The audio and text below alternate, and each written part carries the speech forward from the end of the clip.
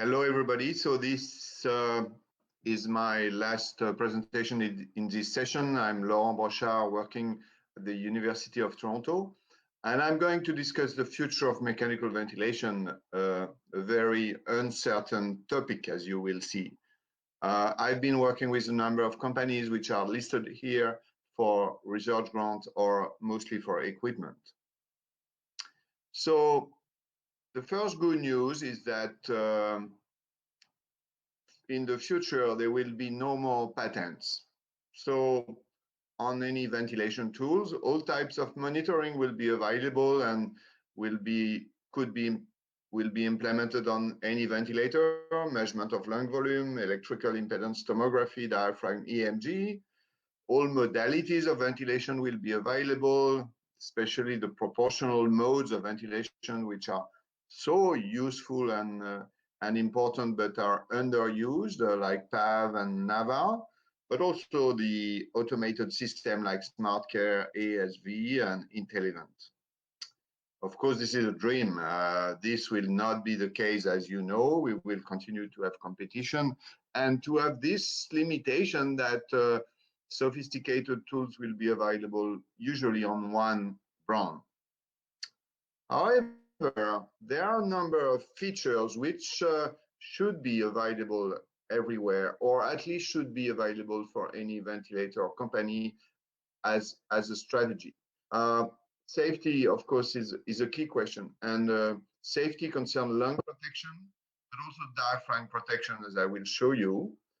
I think the future should do much better in terms of patient-ventilator interaction, especially monitoring and having a smart monitoring and analysis of this interaction. The question of automation versus simple incentive for the clinician, I think, is open, and there is no definitive answer to that. But also, and I will finish with that, we need new solutions. As the pandemic showed us, we were not prepared for having a green solution, sustainable solution, nimble and cheap. And I will briefly mention the fact that we really were not good on this part. So lung protection during assisted ventilation especially we need to make progress. I know this is an hypothesis that patient can have self-inflicted lung injury, but I do believe this is a real risk for patients with a high respiratory drive. And these patients under assisted mechanical ventilation may go undetected because the usual monitoring do not tell us that. This is a very classical and nice example of an experimental study by Yoshida. And you see, if you look at the airway pressure, it's the same on the right and the left. But if you look now at the esophageal pressure, on the first part, it's passive ventilation, esophageal pressure goes up, and the difference between the two, the transpiratory pressure, is limited. But once the patients can breathe at the same time of the ventilator with synchronized ventilation, you see it makes the lung injury much worse.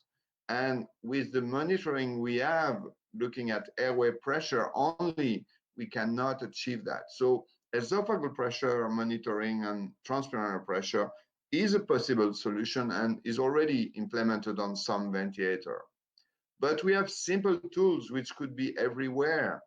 This is a technique showing that if you do an occlusion, just a simple and expiratory occlusion, you can measure from the airway pressure a negative pressure drop. And this negative pressure drop is usually higher than what the patient is doing during standard ventilation. But with a formula, you can recalculate what is the mean pressure generated by the patient and also the mean transpiratory pressure.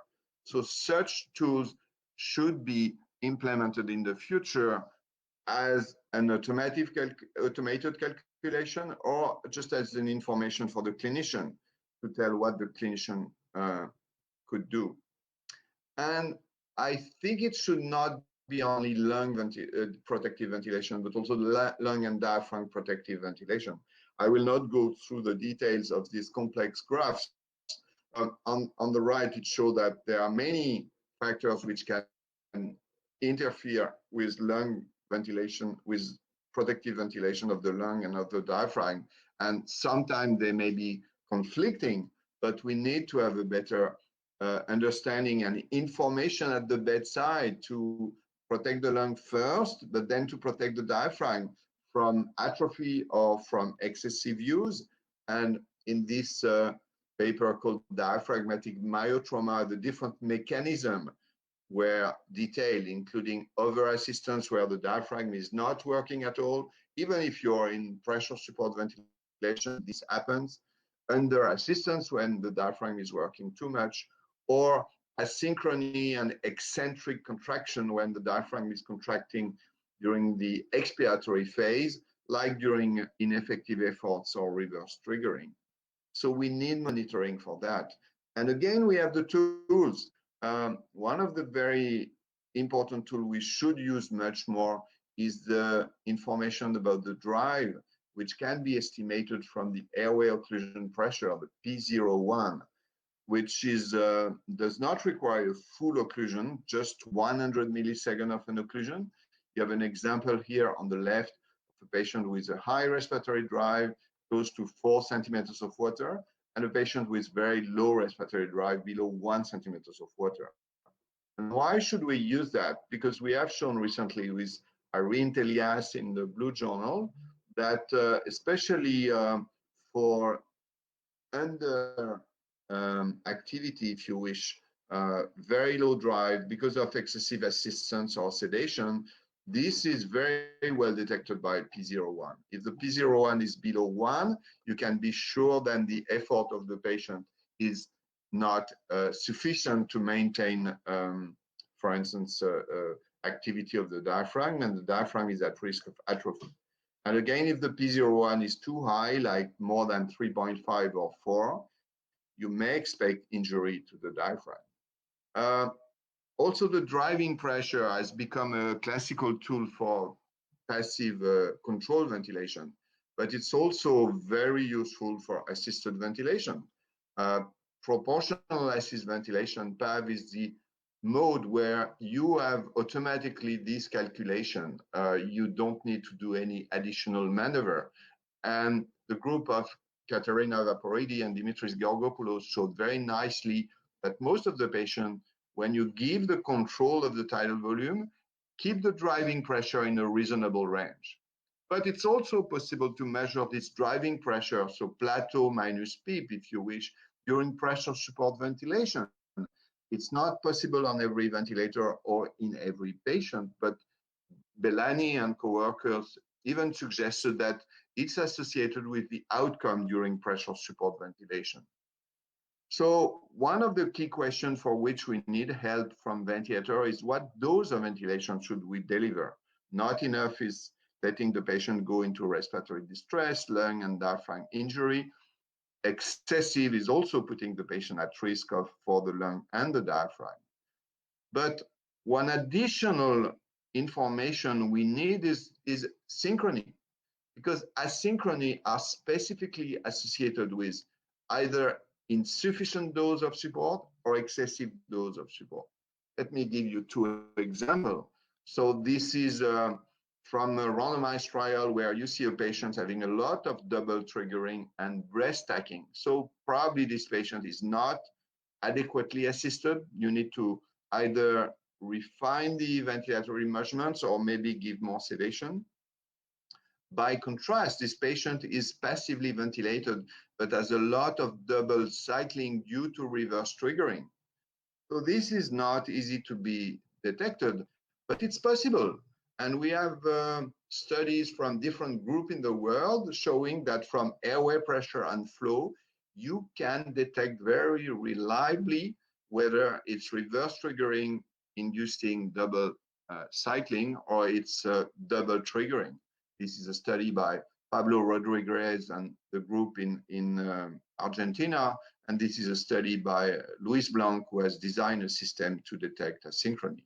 So it's feasible, it's possible, and that should be the future of mechanical ventilation. What about automation? As I say, there is a debate between having closed loop or open loop, or if you want simply incentive for the clinician. I've been working for many years with a system called Smart Care, which was reducing the level of support until a minimal level was reached, which was an incentive for the clinician to separate the patient from the ventilator. And it worked well in the Cochrane meta-analysis showed that it reduced the duration of ventilation and the duration of ICU stay. But people do not like it. People don't use it. And I think there are reasons for that. Some are good reasons. Therefore, it may be sometimes better to have only some incentive for the clinician to say, maybe this is what you should do. And this is open for, new ideas. But let me finish with that. We are very smart. We have very sophisticated tools. We have very great, good, expensive ventilators. But look at what happened. Nobody expected that. We did not have enough ventilators. And this was in the medical press, this was in the lay press, and you had centers who had to share ventilators for several patients. This is incredible, and this was completely not expected. So we need to incorporate this in a future of mechanical ventilation. This is a need which is not fulfilled now. And at the same time, we had all these ventilators. People all over the world decided, well, we need to start from scratch and to build new ventilators. This was a competition in Canada. On the top right, you see an automated system squeezing a bag. On the bottom, you see a proposal from Milan and Canada, including a Nobel Prize in physics, saying, oh, we want to help and to build new ventilators. So incredible time. The WHO has been looking for innovation. And this is, for instance, system on which we have been working because we were looking for solution, not using two pressure sources for ventilators, because you don't have oxygen and compressed air everywhere. So this is the oscillator, very simple system delivering reliable controlled flow ventilation, or transport ventilators studied by Dominique Savary and others, which could be used also as a bridge to more sophisticated ventilators. So we need to incorporate that. This was not expected, and this should be part of the future of mechanical ventilation. If you're interested by having more dialogue on this complex issue, please follow us on our blog, coemv.ca. Thank you.